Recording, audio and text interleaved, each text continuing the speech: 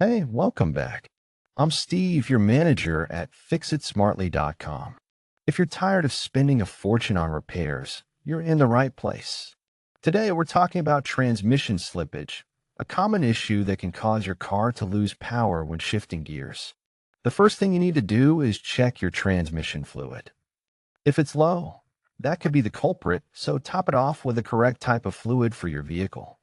If the fluid level is fine but you're still experiencing slippage, it could mean your transmission filter is clogged, or there may be a problem with the transmission bands. Changing the fluid and filter is often a good place to start. This can sometimes solve the issue if it's caught early. If that doesn't fix it, you may need to adjust or replace the transmission bands.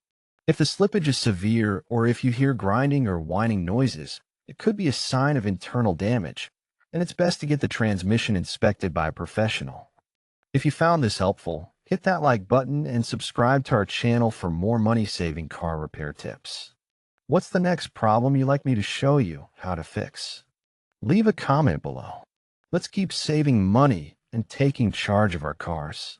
I'll see you in the next one.